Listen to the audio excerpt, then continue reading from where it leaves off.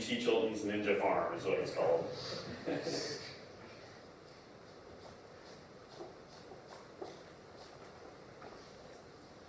10-man mode in Red Revolution was considered some kind of easy mode, while 25-man was slightly harder. How do you plan to balance 10-man and 25-man if the same items aren't going to drop in those zones? Right. Well, I mean, that's definitely going to be a challenge for us, although I think we've seen both cases where sometimes the 10-person difficulty has been a little bit harder than 25, and then obviously in most cases we've tuned the 25 to be harder than the 10.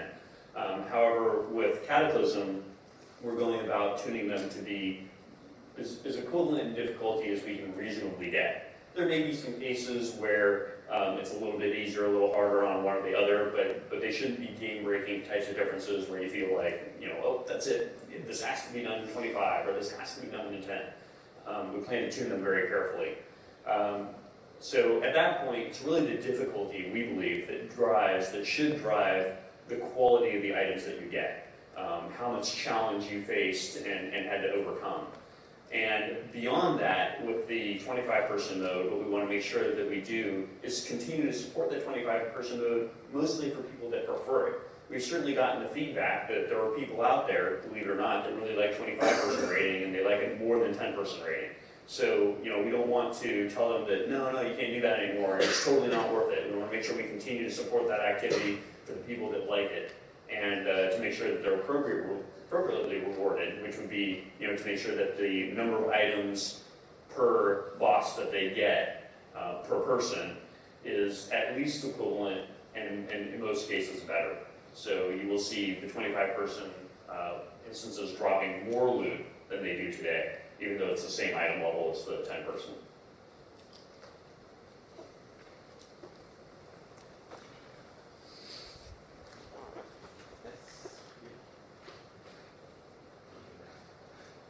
What was the trigger that made you say, hey, let's not create a new part of the world, but let's change the old world of Warcraft? Right. Well, it's a combination of a lot of things, actually. It's a combination of knowing that, hey, we really want to redo a lot of the 1 to 60 content, and we don't want to create an entirely new 1 to 60 experience and then just forget about the old stuff. Because what do you do with the old stuff at that point? Do you block it off and not let people go there? Do you know, allow people to go there, but tell them, okay, but it's not as much fun as this new place? It seems like it'd be kind of weird if we did that. So in refreshing that 1 to 60 experience, it really centered the expansion around Azeroth and Kalimdor. So we wanted to make sure that our new zones for going from level 80 to 85 also made sense in that context and were part of Azeroth and Kalimdor.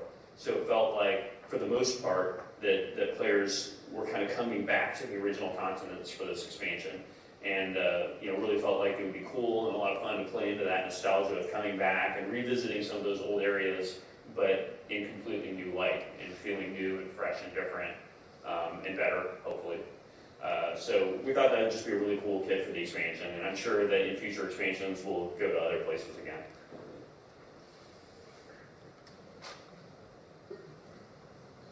And about the high-end rating experience, we were talking about hardcore and casual and 10-man versus 25-man. Do you think that the normal and the hard mode division was a success after all these years, after this last expansion? And don't you think that maybe that took away the epicness of killing a boss, a very hard boss that no one ever killed in the server? Right. Did? Well, I would say, for the most part, I would say no. I don't feel like it. I mean, obviously you can make the argument that it would be more epic if there were more bosses that were only available to really hardcore, and the perception would be that makes those bosses more epic. There's no doubt that that's true. Although I think that that's not necessarily what's right for the game. We do, you know, occasionally have a boss that's reserved for the hardcore only, you know, bosses like Algalon, that kind of stuff. And we'll see it again with Sinestra in the first tier of raid content for Cataclysm. Yet at the same time, I feel like for the most part, the normal and heroic difficulties have been very successful. They've allowed way more of our players to experience raid content than in the past. If you look at the number of players that experienced Max Ramus back in original WoW compared to Icebound Citadel now, and how many people actually got value out of us spending the time to make that content, it's clearly the right thing to do for the game.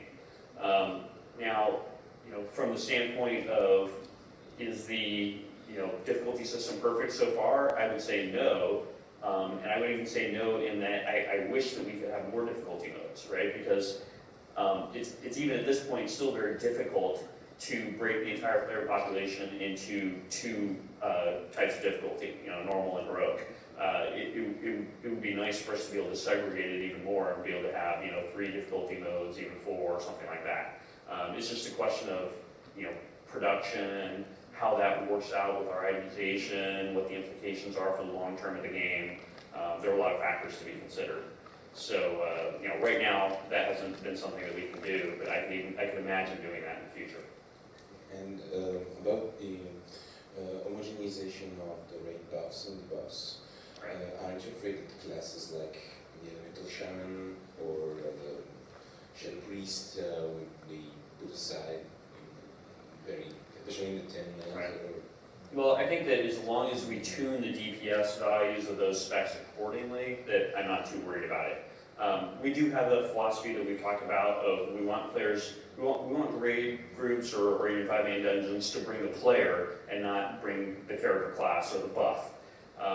There are cases where what we do like about the buffs is that they help us ensure that stacking certain classes doesn't become the best possible option for beating an encounter. Really, it's there to try to make sure that you don't bring 4 warlocks to beat encounter X, or 3 red paladins, or whatever it is. So it kind of provides a catch-all against that. And really, that's what its purpose is more than anything else for us. Beyond that, we would just want to make sure that we tune the DPS values, healing, tanking, whatever, for the classes as well as we possibly can, so that it feels like you're bringing the Shadow Priest because it's a great player playing it and he's going to do a lot of DPS, and not because of the specific buff.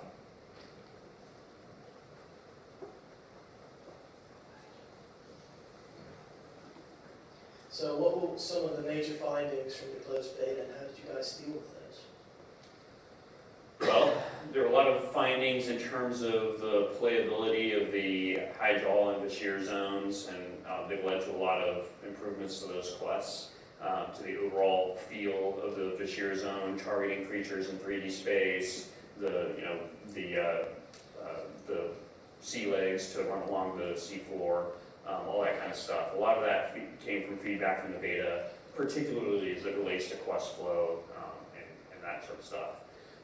We also got a lot of feedback from the beta, obviously, on the character classes, and we've done this pretty major talent overhaul, and we've gotten a lot of feedback about where we've been successful with it and where we need to improve it and do better, because the trees vary a lot. There's some trees where it's like, yeah, these are great now, and there's some trees that still need work, so it helps us identify those.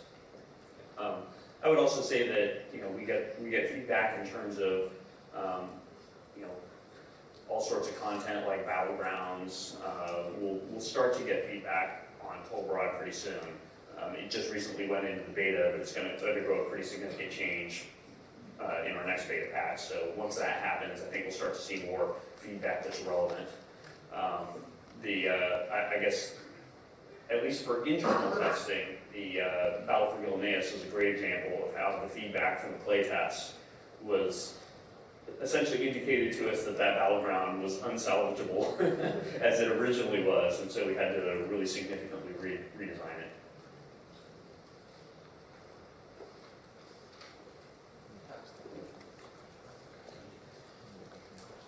Have you enjoyed giving the whole world its overhaul, and is it something you would like to do again in the future?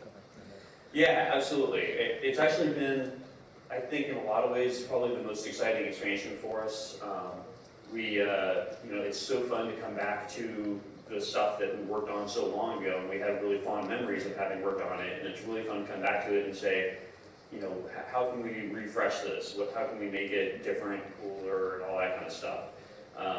You know, just like for a lot of the players, there's a lot of nostalgia in coming back to play in the old world. There's a lot of nostalgia for us in coming back to work on it. So that's been awesome. I can also see us doing it again in the future. Like for Azeroth and Kalimdor, it would probably be a pretty long time before we come back to it. I could see us doing the same kind of treatment to Outland or Northrend as those kind of fall behind.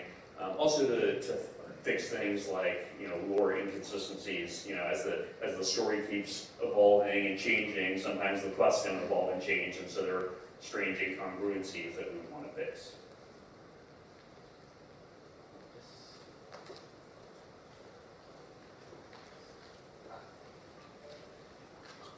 Hello. Did you have two different teams working in the two different starting zones, but it was just one team through them? It's one team. I mean, the quest team works as a whole. Now, granted, there's usually an individual quest designer that's responsible for some section of quests. Although those quests always get, you know, they get reviewed by the rest of the quest team. They also get reviewed by the leads of the team as a whole, and you know, feedback gets integrated and they get iterated on. But for the most part, it's really the vision of the quest team as a whole that's applied to any given zone. Okay, because the Goblin zone, it seems a little bit more wider than the Worgen zone. I enjoy it really much more than the Worgen one. It's just packed events, phasing out. Right. Yeah, it's really, that was the same team. And sometimes it's affected by what order they do it in, because they learn things from doing one before they go on and do the next. And in this case, we did Gilneas first. That was the first starting zone that we created. And it was funny because at the time, right after having created it, we were thinking like, oh man, the Horde, they got screwed again. There's no way we can do anything as good as the Gilneas starting zone. That is like the best starting zone we've ever done. How do we top that? How do we even match it? And then we came up with the idea for the Isle of Kazan and, you know, driving hot rods around the streets and all the crazy stuff, you know, pool parties, all that good stuff. That was brilliant. That was brilliant. Yeah, so once we had all those ideas, we were like, okay, wow, this is really going to work. This is going to be as cool as the Worgen starting zone, so we're pretty happy with that. Thank you very much.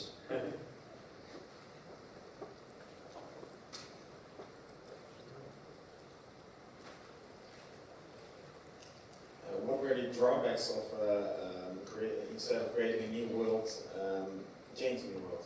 What were the drawbacks? Well, some of the drawbacks are that it is less clear to the players what the new place is, right? Like if you think about what is the new content of Cataclysm, it's not quite as easy to summarize as it was with Lich King and saying Northrend or, you know, Outland with Burning Crusade, where it's very crystallized in one map that you can look at and say, there's the new stuff. So with Cataclysm, it's a lot more spread out. You know, we've got Hydral over here, and we've got Vashir over there, and we've got Deepholm, who knows where that is? That's in some place. And Uldum, you know, so it's all over the place, right? Because these are places in the world that we had never really filled in the past. So that's definitely one of the challenges is kind of communicating what that expansion is and where that new content is. Another challenge is in knowing that, well, because we're dividing our efforts and redoing the level up content along with adding 5 new levels, you know, we need to make sure that players understand that there's more total new level up content than there ever was before. Not only is the level 80 to 85 a huge amount of quest content, but also when you think about re-rolling characters and how much content you're getting, new content you're getting to get level up from level 1 all the way to 85, you're getting this massive amount of new content. But a lot of times people focus on, well, it's only 80 to 85, you know, it's not 10 levels. So that was always one of the challenges with Cataclysm.